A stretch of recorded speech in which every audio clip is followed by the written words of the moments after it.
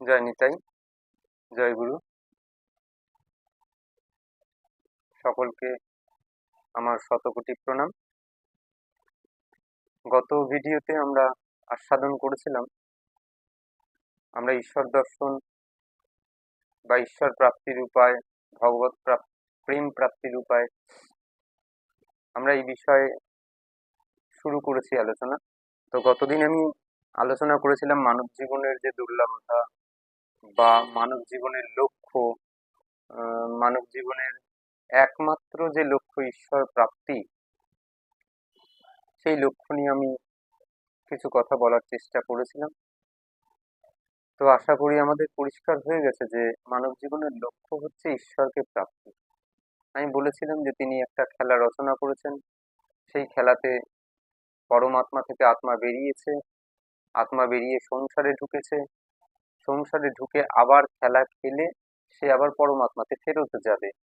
এটাই খেলা, অর্থাৎ বাবার ছেলে বাবার কাছে ফিরে যাবে।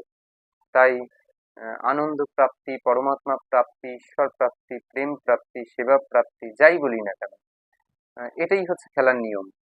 যে আমরা পিতৃ পরিচয়কে স্মরণ রেখে আমরা তার কাছে ফিরে যাব। তো যাই হোক, তাহলে মানব জীবনের একমাত্র মূল লক্ষ্য যেটা, সেটা হচ্ছে ঈশ্বর প্রাপ্তি। এখন গতদিন একটা প্রশ্ন দিয়ে আমি শেষ করেছিলাম যে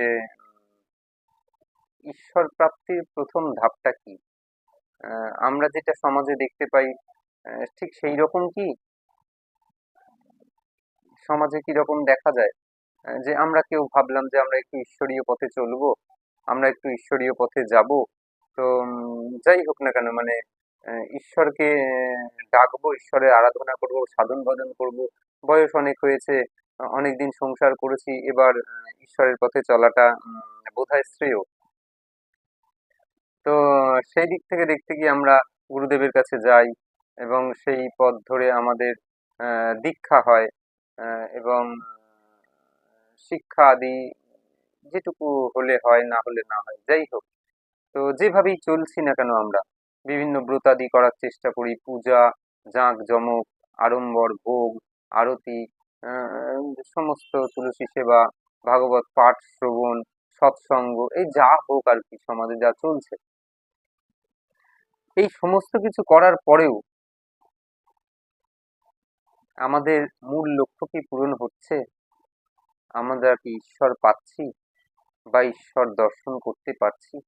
যাক, এই হচ্ছে মূল জায়গা, যে ঈশ্বর প্রাপ্তি হতে হবে। এখন সেই ঈশ্বর প্রাপ্তি যদি জীবনের মূল লক্ষ্য হয়, তাহলে সেই ঈশ্বর প্রাপ্তির প্রথম ধাপটা কি হওয়া উচিত? যেরকম সমাজে চলছে ঠিক সেরকম, নাকি একটু অন্যরকম? আমরা যদি সমাজের একটা উদাহরণ নিই, যে কোনো কিছু পেতে গেলে প্রাপ্তি, ঈশ্বর প্রাপ্তি, প্রাপ্তি মানে পাওয়া, কোনো কিছু পেতে গেলে সর্বাগ্রে কি দরকার, আগে এটুকু বুঝলেই আমরা বুঝতে পেরে যাব। এবং আমরা সবাই বুঝি, আপনারা সবাই জানেন, আমি শুধু একটু ধরিয়ে দিতে এসেছি। আগেই বলেছি বেশি কিছু জানি না, যেটুকু জানি সেটুকুই আপনাদের সঙ্গে একটু দেওয়া নেওয়া করে নিই। আহ, সবার আগে কিছু পেতে গেলে কি করতে হয়? এই ধরুন, আহ, কোনো মেয়ে একটা স্বামী প্রাপ্ত হবে, তার একটি ছেলের সঙ্গে বিয়ে হবে, তার বাবা একটি ছেলে দেখেছে, এখন সেই ছেলেটির সঙ্গে তার বিয়ে দেওয়া হবে। এখন বাবা এসে বললেন যে মারে, তোর জন্য আমি একটি পাত্র ঠিক করেছি, কিছুদিনের মধ্যেই তুই আহ, স্বামী প্রাপ্ত হবি। এখন এই কথাটা যখন মেয়ে শুনলো, মেয়ে প্রথম কি বলবে বাবাকে? সর্বপ্রথম বাবার কাছে কি আর্জি রাখবে? একটু চিন্তা করুন। মেয়েটা সর্বপ্রথম কি বলবে না যে বাবা, তুমি আমার জন্য যে পাত্র ঠিক করেছো, সবার আগে আমাকে তাকে দেখাতে পারো? আমাকে কি তাকে দেখাতে পারো? আমি কি একবার তাকে দেখতে পারি? অর্থাৎ দর্শন।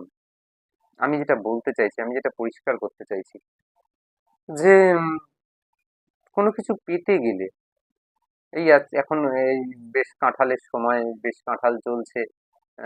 এখন কাঁঠাল যদি আমরা কেউ না খাই, কোনোদিন কোনোদিন না চিনি, এমন কেউ যদি আমাকে বলে যা বাজার থেকে পয়সা দিল, সব দিল, গাড়ি দিল, ঘোড়া দিল, সব দিল, বাজার থেকে, বাজারও চিনি, কিন্তু একটা কাঁঠাল নিয়ে, আমি জীবনে কাঁঠাল দেখিনি, চিনি না।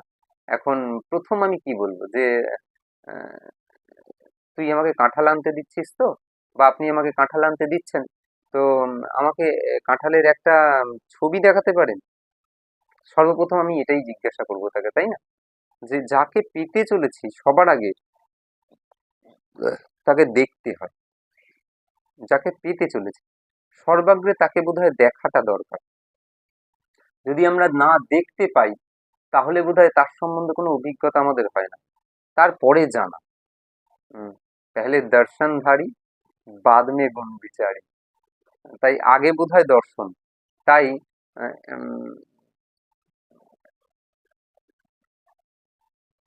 ঈশ্বরকে পেতে গেলে সর্বাগ্রে ঈশ্বর দর্শনটা খুব জরুরি। আমরা কি এই অনুসারে কাজ করেছি? একটু নিজেদের প্রশ্ন করতে হবে যে আমরা যখন গুরুদেবের কাছে গেছি, সেই গুরুদেবকে যদি আমরা এইটুকু জানতাম যে হ্যাঁ, আমার লক্ষ্য হচ্ছে, মানব জীবনের লক্ষ্য হচ্ছে ঈশ্বর প্রাপ্তি, আমাকে শেষমেশ যাই হোক না কেন ঈশ্বরকে পেতে হবে। শব্দটার উপর ধ্যান দিতে হবে, বারবার বলছি, ঈশ্বরকে পেতে হবে, প্রাপ্তি। এখন সেই পেতে গেলে সবার আগে মেয়েটা যেমন তার স্বামী প্রাপ্ত করতে গেলে স্বামীকে একবার দেখতে চাইছে বাবার কাছে, ঠিক আমরাও ওই জগৎ স্বামীকে পাওয়ার জন্য আমাকে গুরুদেবের কাছে একবার তাকে কি এই প্রশ্নটা করা উচিত ছিল না যে আপনি কি তাকে দেখেছেন, আপনি আমায় দেখাতে পারেন? আরজি, একটা আরজি তো আমরা রাখতেই পারি, কিন্তু আমরা কি তা করেছি? নাকি আমরা ডাইরেক্ট মন্ত্রের উপর নির্ভর করেছি যে আগে মন্ত্র দেখবো, মন্ত্র শুনবো, মন্ত্র জপ করলেই বোধহয় সব হয়ে যাবে? তাহলে কেন মন স্থির হচ্ছে না? যতবার গিয়ে জিজ্ঞাসা করব ততবার বলবে তুমি মন দিয়ে করছো না, তাই হয়তো হচ্ছে না, তোমার চেষ্টার গাফিলতি।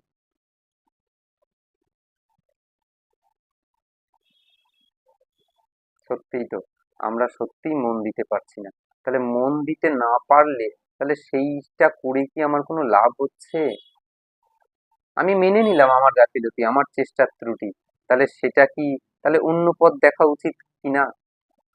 নাকি ওই একই যেটা ত্রুটি হচ্ছে সেই ভুল নিয়ে পড়ে থাকবো? প্রশ্ন জাগে বারবার মনের মধ্যে যে আমাদের এগোনো এত দেরি হচ্ছে কেন, আমরা এগোতে পারছি না কেন?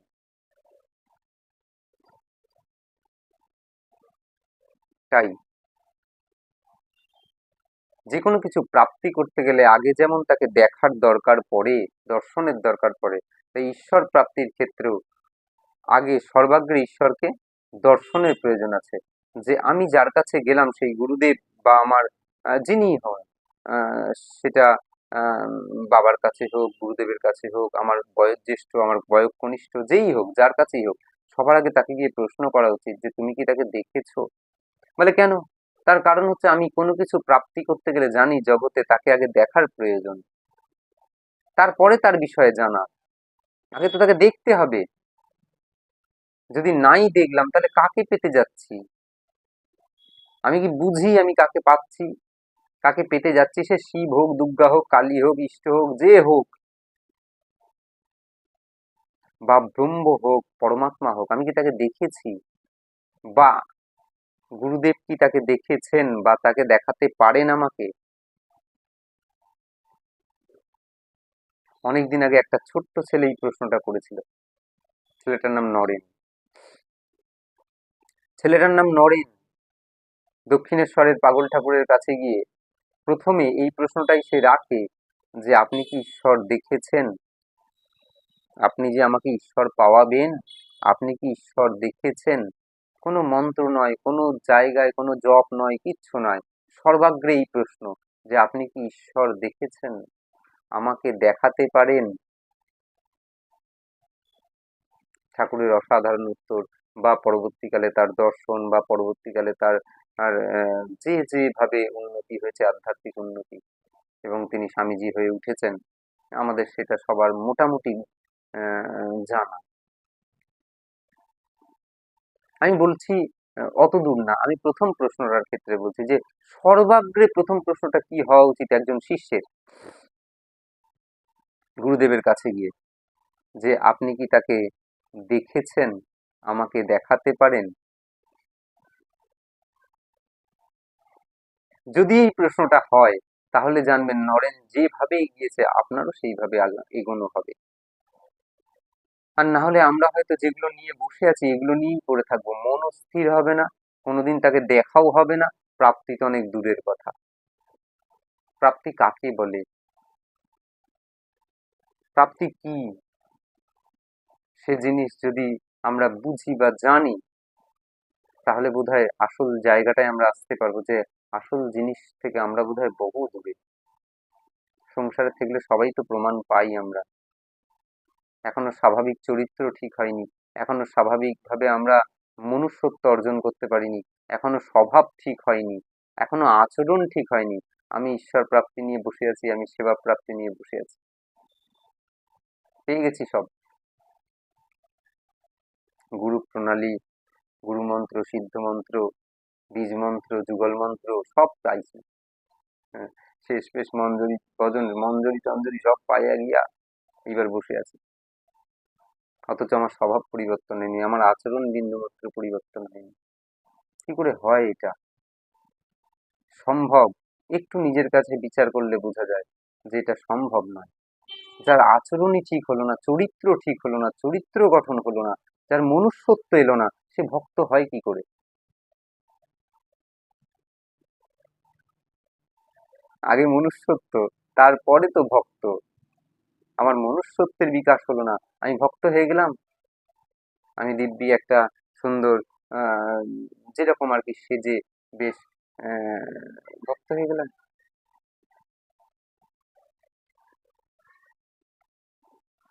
আমি সাজাটা খারাপ বলছি না, কেউ আবার এইভাবে নেবেন না যে আমি সাজাটাকে খারাপ বলছি, কিন্তু আচরণটা যদি পরিবর্তন না হয়, আর যদি একই রকম আচরণ আমি করে যাই সেই সেজে, তাহলে কি এটা সেই সাজার অপমান হচ্ছে না?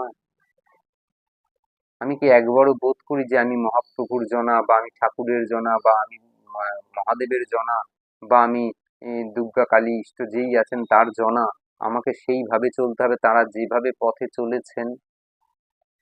এ চেতনাটা আমাদের মধ্যে আছে, না শুধু সাজি? একটু ভাবতে হবে। তাই আমি বললাম ঈশ্বর প্রাপ্তির প্রথম স্তরটাই হচ্ছে, কোনো কিছু প্রাপ্তি করতে গেলে যেমন তার প্রথম স্টেপ হচ্ছে তাকে দেখা, তেমন ঈশ্বর প্রাপ্তি করতে গেলেও তার প্রথম স্তর হচ্ছে তাকে দেখা, তাকে দেখতে হবে, তার দর্শন করতে হবে। তাই গুরুদেবের কাছে গিয়ে আমাদের এই আর্জি রাখতে হবে যে আপনি আমায় তাকে দেখাতে পারেন। তাকে দেখা, প্রশ্ন উঠতে পারে তাকে কি দেখা যায়? 100 বার দেখা যায়, 100 বার দেখা যায়।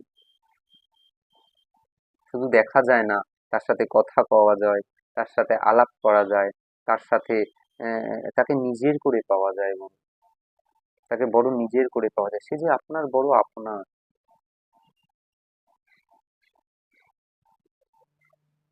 আমি গতকাল বলছিলাম না, আমার আপনার যে আপন যেজন, খুঁজি আমি তারে আপনায়।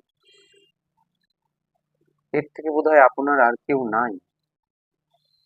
যদি বাবা মা বলি, তারাও তো রাত্রিবেলা শুতে যাওয়ার সময় নিজের নিজের মতন শুয়ে পড়েন, তখন আপনার চিন্তা কে করে?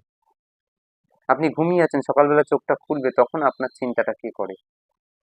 আপনি ঘুমিয়ে পড়লেও যিনি জেগে থাকেন, সারা রাত জেগে আপনাকে পাহারা দিচ্ছেন, কে সে?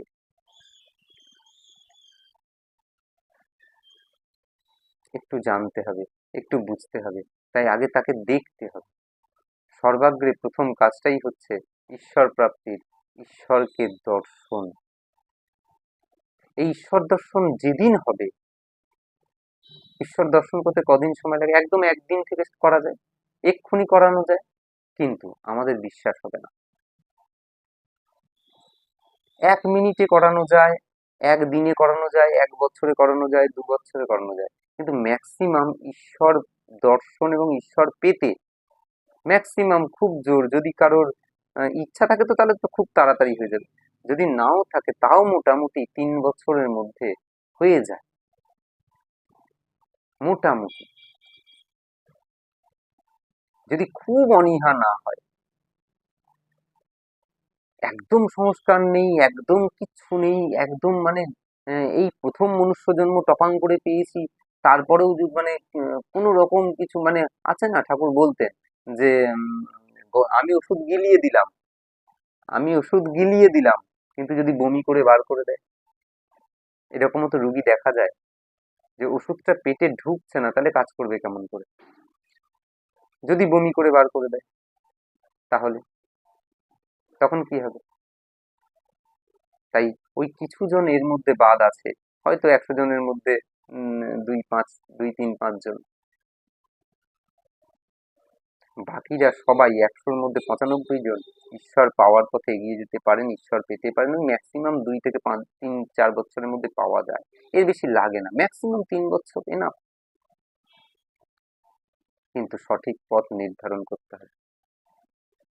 আমি কিচ্ছু জানিতে পারিনি সত্যি কথা বলতে, তবে যেটুকু জেনেছি তার কৃপায়, সেই ভগবানের কৃপায় আমি সেইটুকু নিয়েই আজকে বসেছি, যে আহ, মানুষ জানুক, আর যদি আমার কিছু ভুল হয় আপনারা ঠিক করে দেবেন, আপনারা শিখিয়ে পড়িয়ে নেবেন, না বাবু তোমার ভুল হচ্ছে, তুমি এই জায়গায় ভুল, তাহলে একটু আমাকে কমেন্ট করে বা আমাকে একটা ফোন করে একটু বুঝিয়ে দিতে হবে। এইটুকু অনুরোধ আপনাদের কাছে রইল, এইটুকু আর্জি আপনাদের কাছে রইল।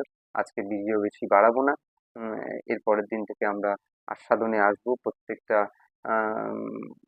জায়গায় জায়গায় আমরা পরপর পরপর এগোবো, যে কিভাবে ঈশ্বর প্রাপ্তির পথে একটা সাধক এগিয়ে যাবেন, তার কি দরকার, কি কোন পথে গেলে সে ঈশ্বর প্রাপ্তি করতে পারবে, 2 বছর 3 বছরের মধ্যে তার ঈশ্বর প্রাপ্তি হয়ে যাবে, কিভাবে আমরা আস্তে আস্তে আস্তে আস্তে এই পথে এগোবো। এবং সত্যি কথা বলতে এখানে অন্য কিছু থাকবে না, ওই ঈশ্বর দর্শন, ঈশ্বর প্রাপ্তি, ব্রজ প্রাপ্তি, ব্রজ সেবা প্রাপ্তি, প্রেম প্রাপ্তি, ভগবত প্রাপ্তি, এই সবের উপরেই আলোচনাটা রাখা হবে। এবং উম, ওই একই কথা, একটু আশীর্বাদ করবেন এবং পাশে থাকবেন। জয় নিতাই, জয় গৌর।